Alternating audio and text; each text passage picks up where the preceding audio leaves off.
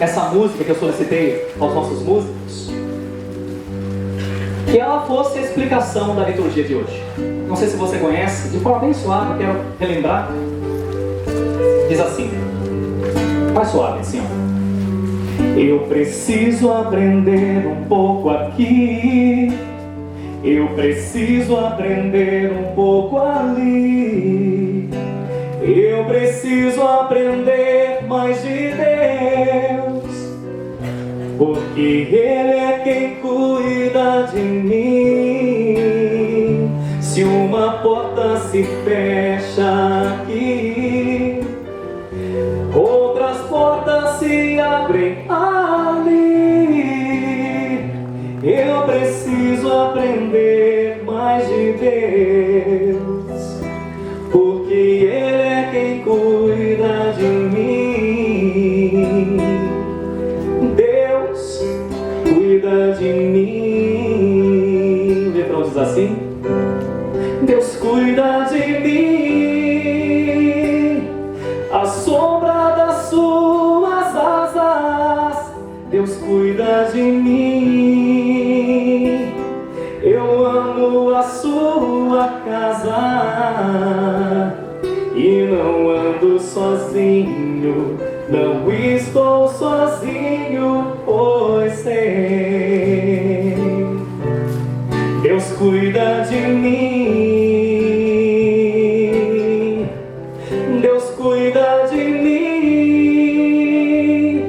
a sombra das suas asas. Deus cuida de mim, eu amo a sua casa e não ando sozinho, não estou sozinho, pois sei. Deus cuida de mim. Enquanto nossos cursos continuam bem suave, é disso que fala a primeira leitura de hoje. Eu não sei se você prestou atenção, mas eu quero repetir.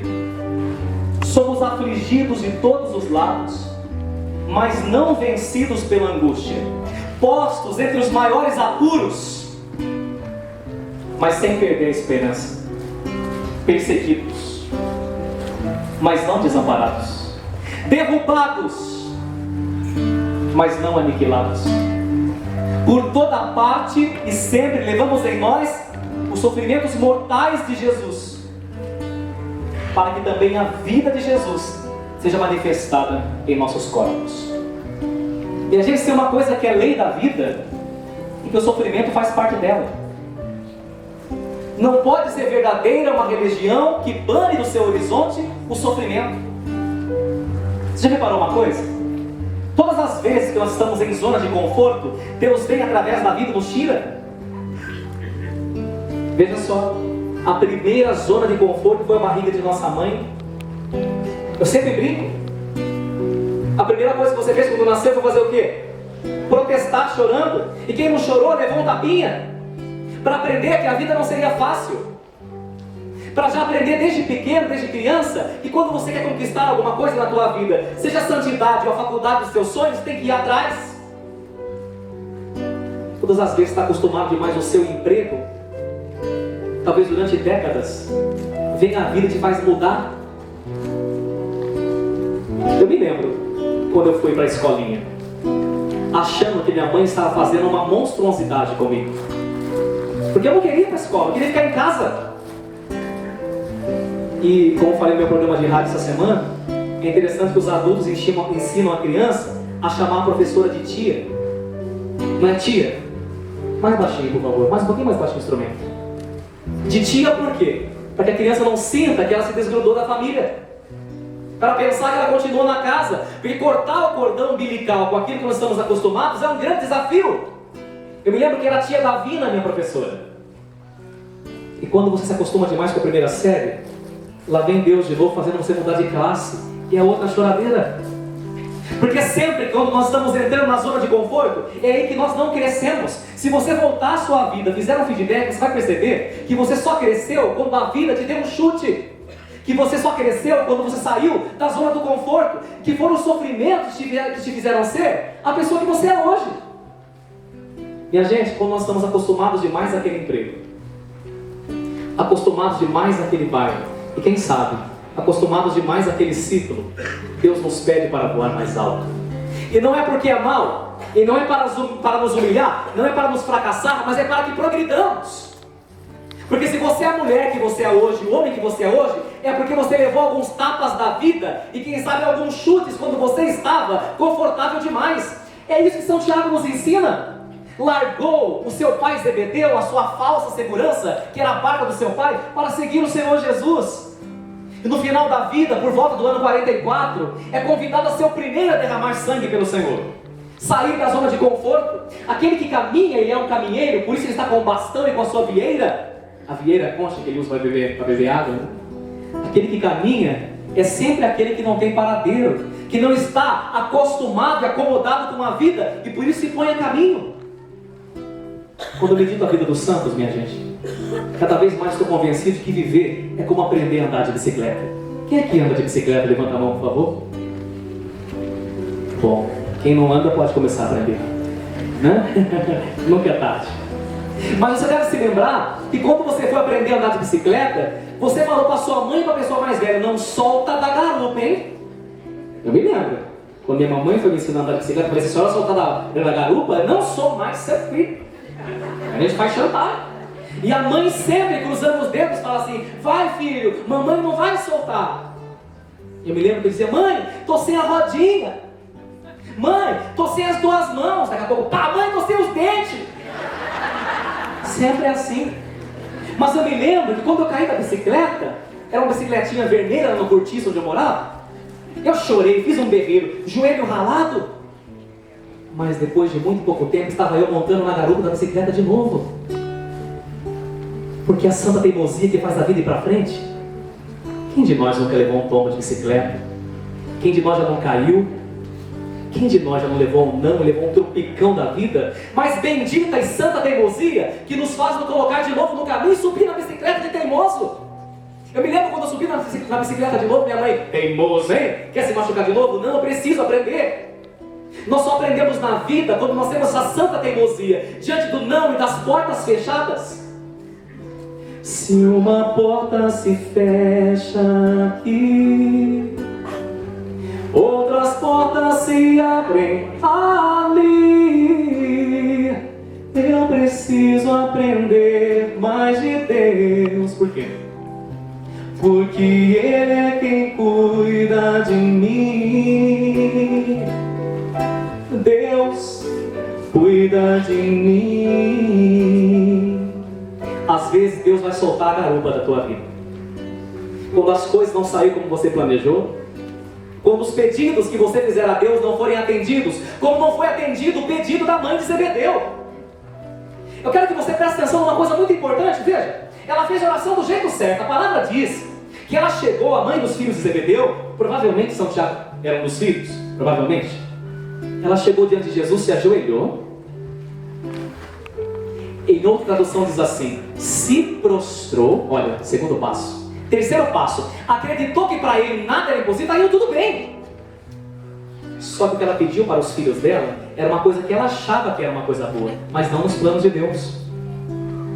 Sabe qual foi o grande problema da mãe dos filhos de Zebedeu? Pedir para Deus, para seus filhos, aquilo que Deus não queria. Querer que os filhos experimentassem a ressurreição antes de passar pelo Calvário. Minha gente, a paixão do Senhor Jesus é a grande metáfora da nossa vida, porque ninguém vai vencer na vida enquanto não passar pelo monte do Calvário.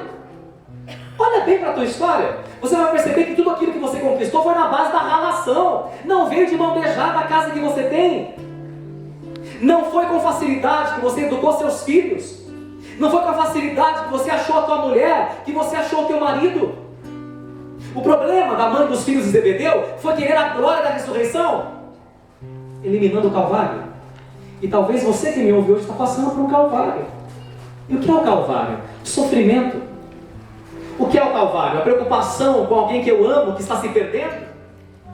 O que é o Calvário? O momento no qual eu não estou entendendo porque Deus está permitindo. Não entendi porque Deus soltou a garupa da minha vida. Não era para o Senhor soltar, Senhor. Hoje sou agradecido à minha mãe porque ela soltou a garupa da minha bicicleta. Se ela não tivesse feito isso, eu nunca teria aprendido a andar. Louvado seja Deus pelas vezes em que nadou e soltou a garupa da nossa bicicleta, para que fôssemos mais autônomos, mais homens, mais mulheres e mais independentes. Louvado seja Deus, porque aprenda uma coisa, católicos: o Calvário nunca é definitivo, é a Páscoa que é. Nosso grande problema é achar que os calvários da vida, que o Gólgota vai ser eterno, e não é. A doença não será eterna porque não terá a última palavra, nem mesmo a morte terá a última palavra. Por isso o apóstolo Paulo, hoje inspirado pelo Espírito Santo, vai dizer: olha, nós estamos passando muitos apuros, mas não perdemos a esperança. Não fomos vencidos pela angústia, somos perseguidos, mas não estamos desesperados, desamparados. E que coisa bonita, somos derrubados, mas não somos aniquilados. Eu aprendi uma coisa esses dias com o padre, que eu vou levar para minha vida inteira. Ele dizia assim: o grande problema da vida não são as quedas, é o medo de caminhar. Grave isso. O grande problema da vida não são as quedas, é o medo de caminhar. Porque vou encontrar barreira, porque vou encontrar dificuldade. Bem-vindo ao mundo real. São Tiago nos ensina que apesar de termos dificuldades, e São Paulo também, e somos afligidos de todos os lados, quem vence é a Páscoa. Porque aprenda uma coisa, católicos de Deus: o sofrimento não tem o direito de ser a minha vida, ponto final. Sofrimento é reticências. Frustrações são reticências. Privações são reticências. Nunca serão ponto final. Porque o ponto final já está determinado. E você sabe qual é o ponto final? O ponto final é a vitória. O ponto final é a ressurreição. É isso que São Tiago nos ensina.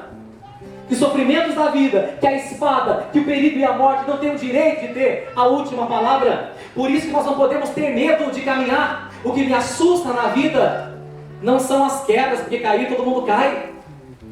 O que me assusta na vida é quando a pessoa tem medo de caminhar. Eu lembrava essa semana, eu conto um pouco do que aconteceu comigo, porque eu não sei da tua vida. Aí você vê a sua. Eu trago a Bíblia para a vida, porque a palavra tem que ser encarnada. Eu me lembro que veio uma história, há muitos e muitos anos atrás, lá no Paraná, na cidade de Itambaracá. A minha avó e meu avô Durvalinho tinham a difícil tarefa de criar cerca de 13, 14 filhos. Pensa que é fácil? Talvez vocês são mais antigos, sabem disso, que antigamente as pessoas tinham 10 filhos. Por quê? Era a vida na roça. Quando nascia um filho homem, sobretudo, era uma festa, porque era mais um braço para trabalhar. Hoje mudou? Hoje as pessoas querem ter no máximo 2, porque é mais uma boca para comer. Mudou a mentalidade. Nasceu o segundo, terceiro filho, a pessoa pagar judô, faculdade, inglês, natação, tá ficando caro. Antigamente não, os filhos eram vistos como bênçãos, porque iam ajudar na roça, iam ajudar na lavoura, né? Eu não estou aqui criticando, mas estou falando que mudou a mentalidade. Mudou? Mudou. Né? E naquele contexto, minha avó ainda nova, sem saber ler, nunca soube ler até hoje, para pegar o ônibus, coitadinha, precisa pedir ajuda para alguém. Ou que alguém a carregue. Mas eu nunca encontrei uma mulher mais sábia na minha vida. Sabe por quê? Ela foi macerada pela dor e pelo sofrimento. Ela soube fazer dos nãos da vida um trampolim para crescer. Gente, fala uma coisa para você. Você não pode brincar só para quebrar o gelo? Não vou falar, vou falar? Eu vou falar. Não gosto de pessoas que ficam revoltadas porque tiveram uma história difícil. Eu sou assim revoltado porque meu pai é um alcoólatra. Você não tem o direito de ser revoltado na tua vida, na tua história, e jogar a culpa na tua família. Sou revoltado assim, padre, porque fui abandonado pela minha mãe e pelo meu pai. Não, nós temos o direito de deixar que os sofrimentos e as angústias que o apóstolo Paulo está dizendo aqui nos tornem pessoas amarguradas. Eu posso ser afligido por todos os lados, mas se eu tenho a fé, eu não sou vencido, eu não perco a esperança, mesmo que eu passe, e acho fantástica essa expressão, postos entre os maiores apuros. Quem já não ficou apurado e acolado na vida, gente? Todo mundo. Todo mundo. Ninguém teve uma vida que foi um mar de rosas.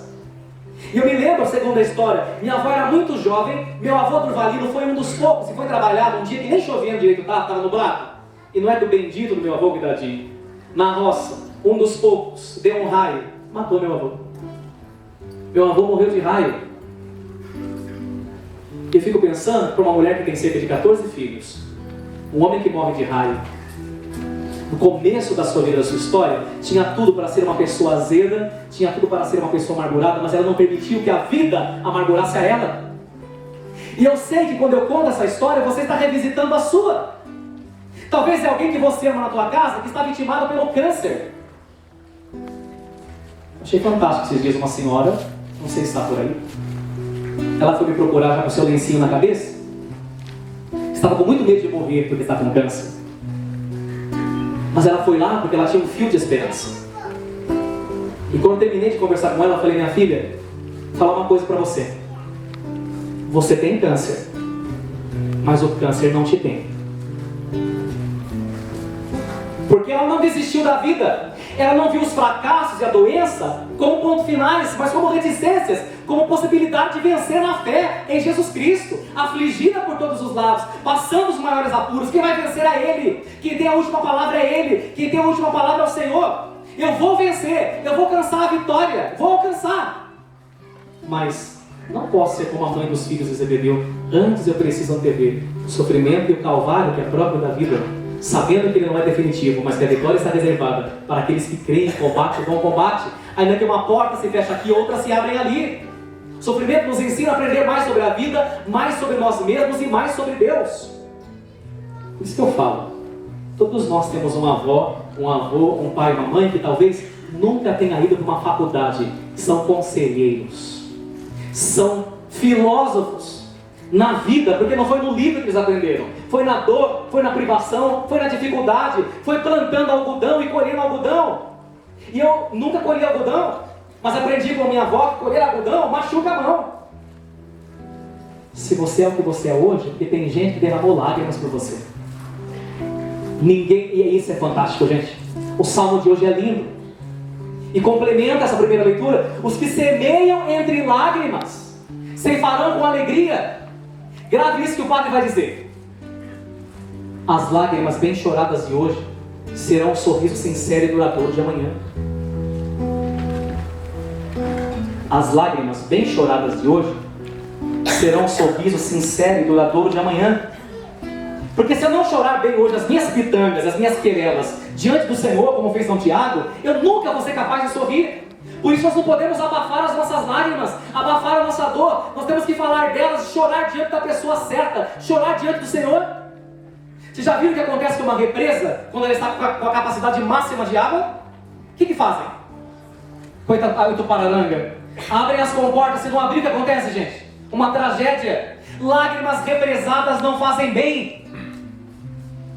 Lágrimas guardadas dão infarte. Lágrimas não choradas no ombro de um amigo, como São Tiago devia ter feito, muitas vezes nos ombros do Senhor Jesus, como amigo íntimo que era. Lágrimas que são guardadas dentro de nós da diabetes, da doença, da câncer, porque não exprimimos nossas dores, e não há ninguém que seja tão forte, que nunca tenha tido uma vontade de chorar. Só uma pena que nós choramos diante das pessoas erradas, quando deveríamos chorar mais diante do Senhor. Quando você estiver com uma dificuldade visitando, chora largado diante do Senhor, nos pés do Senhor.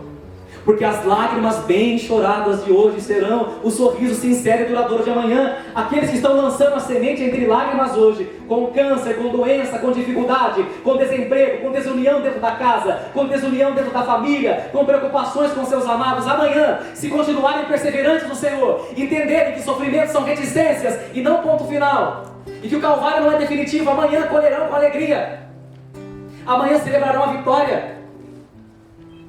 Eu sou chorão. Choro mesmo. Quando tenho dificuldade, quando me emociono com uma música, quando assisto um filme. Deve ser por isso que eu não tenho muita doença grave. Tenho uma outra doencinha que me visita de vez em quando. Mas não acaba comigo não. Porque eu deixo que meus sentimentos se aflorem diante do Senhor. Quantas e quantas pessoas estão doentes porque diante do sofrimento se azedam, se amarguram e ficam revoltadas. Vou falar uma coisa para você, bem séria. Quem nunca machucou o dedo no espinho, nunca colheu a beleza da flor. Já espetou o dedo no espinho? Levanta a mão. Todos. Por isso você viu a flor. Quem não se espetar diante da vida, quem não se espetar diante da dor, diante do sofrimento, não vai nunca, não vai nunca colher a beleza da flor, a beleza da rosa. Porque a rosa é a metáfora da vida. Eu não posso dizer assim, eu machuquei a minha mão e por isso a rosa é feia. Aqui está o grande exemplo do que é a vida que São Tiago experimentou e nosso Senhor Jesus Cristo nos mostrou no Calvário. Veja só, o caule é o Calvário, a flor e o seu odor é a ressurreição. Só vai ver a beleza da vida quem algum dia teve a capacidade de se machucar. Eu não posso dizer que a vida é feia, porque meu dedo sangrou um dia quando eu estava brincando no jardim. Talvez algumas pessoas tenham te machucado, tenham te ferido. E talvez a pessoa que você mais ama na tua vida, tua esposa, teu filho, tua filha, te decepcionou, mas nem por isso deixou de ser bela, mas nem por isso deixou de ser belo. Só porque tem espinho, vamos aparar as arestas, mas não vamos jogar a vida fora. Não vamos viver amargurados, minha gente. É essa a grande mensagem da liturgia de hoje, é essa a grande mensagem da festa de São Tiago. Continuar caminhando, ainda que algumas vezes seja inevitável se machucar em algum espinho de dificuldade que a vida me dá. Eu preciso continuar a caminhar. E eu preciso olhar para a rosa. Eu preciso sentir o seu cheiro de vez em quando, para que eu não desista da vida. Olha, gente, é impossível, absolutamente impossível passar por essa vida sem se machucar. Eu me lembro, quando minha mamãe trabalhava de empregada doméstica, ela desenvolveu uma doença séria. Ela tinha um problema na pele que sangrava a mão e o pé. E por causa disso, a médica proibiu ela de mexer com produto de limpeza. Veja, Vanish. Agora, como você vai trabalhar de empregada sem mexer com produto de limpeza? Mas ela sabia que ela precisava ir, porque eu era criança. E quantas e quantas vezes, quando minha mãe ia fazer um carinho em mim, eu sentia a mão dela grossa, partida. Eu sentia os poros da mão da minha mãe. Mas aquilo, quando eu sentia a mão da minha mãe trincada, naquela mão trincada eu entendia assim: eu te amo. Eu estou sangrando por você. E a gente amar é sangrar pelo outro. Amar é isso. Falar uma coisa pra você, sabe? Desculpe, novamente eu não vou falar, vou falar. Se você diz que ama muito uma pessoa, seja seu melhor amigo, seja seu noivo, sua noiva, mas você ainda não chorou por ele, não é uma coisa isso nenhuma. Se a pessoa fala assim: ai padre, gosto tanto daquela mina porque ela só me faz sorrir. Não é amor ainda, é paixão.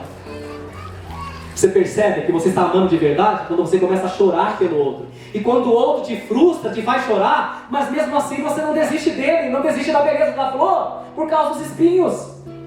Isso é amor. É mesmo chorar de decepção por alguém e continuar apostando as fichas nele, e continuar apostando as fichas na vida, e continuar apostando todas as fichas na ressurreição. Diga-me quantas vezes você chorou por alguém. Eu te respondo quantas vezes você amou. Quantas vezes você amou? Quantas e quantas vezes a mão da minha mãe sangrou e quem sabe a mão do seu pai ficou calejada, só para que você fosse alguém na vida. Minha gente, eu queria concluir a reflexão de hoje dizendo que nos ensinaram a chegar ao pódio. E o pódio é o primeiro lugar. O pódio é o monte da transfiguração. Só que se esqueceram de falar qual é o caminho para o pódio. Porque o caminho para o pódio, minha gente, é cheio de derrota. Você já achou alguém na vida que nunca perdeu? Cá entre nós, quem na vida nunca perdeu? A gente perde tudo: o ônibus, o voo, alguns a saúde, alguns muito dinheiro e alguns as pessoas que mais amam. A perda faz parte da vida. Não tem como não passar pela vida sem o processo duro da perda. Mas nós precisamos aprender que por detrás de toda a perda ainda há beleza. Que por detrás de toda a perda, minha mamãe, Deus, está soltando a garupa da bicicleta da minha vida, não para que eu caia e rale o meu joelho, mas para que eu aprenda a se equilibrar nessa vida. Para que eu aprenda a me equilibrar nessa bicicleta complicada chamada vida. Não tem bicicleta mais difícil de andar não do que essa, chamada vida. Depois dos tombos eu tenho que voltar. Quem nunca perdeu na vida? Mário Quintana, grande literato da nossa língua portuguesa, gostava de dizer assim: os meus amigos têm sido campeões em tudo. Nunca vi alguém na vida que não tivesse levado um tapa na cara. Todos eles são campeões. Eu não. É ironia de Mário Quintana para dizer, tem muita gente que finge que não perde, mas não há quem não passe por processo de perda. Todos nós. Mas é perdendo que se ganha. É morrendo que se vive. E é perdoando que se é perdoado. E é dando que se recebe. Essa é a grande mensagem de hoje. Nas minhas perdas, nas portas que se fecham, junto com São Tiago, que não desistiu, e do Senhor Jesus, que não desiste de mim, eu também não tenho direito de desistir. Termino com o pensamento de um poeta italiano. Infelizmente me foge o nome dele, mas não importa. O que importa é o que ele diz. Ele é pessimista em relação ao homem, sabe? E por causa disso, muitas vezes eu deixei de lê-lo. Mas ele fala algumas coisas verdadeiras. Ele olha para o mundo e fala assim: olha, todos estão na lama. Mas não pessimista. Todos estão na lama. Só que eu dou o braço a torcer. Embora eu ache que todos estejam na lama, alguns decidiram olhar para as estrelas. São Tiago, na lama do pecado, na lama da sua fragilidade, preferiu olhar para as estrelas. Jesus Cristo, quando vestiu o pecado na cruz, ensanguentado, desfigurado, não porque pecou, mas porque estava carregando o nosso pecado, sentiu a nossa lama, sentiu o nosso nada e nos ensinou que é preciso olhar para as estrelas. Vai acontecer algum momento na tua vida em que você vai se sentir na lama, em que a tua família vai se sentir na lama, como o filho pródigo foi parar na lama do chiqueiro. Mas quando você estiver na lama, peça para que Jesus te ensine a olhar para as estrelas, porque é para o alto que Deus nos criou, porque é para que não desistamos da vida que Deus nos colocou aqui, e que é para que depois de me espetar e me machucar no espinho, eu ainda me contente com a beleza da rosa. A mãe dos filhos de Zebedeu só entendeu depois que os seus dois filhos iam reinar sim, que os seus dois filhos iam receber a coroa da glória sim, mas não sem antes passar pela experiência do Calvário, que nunca é definitiva, porque definitiva só a Páscoa é. São Tiago de Compostela, rogai por nós. Amém.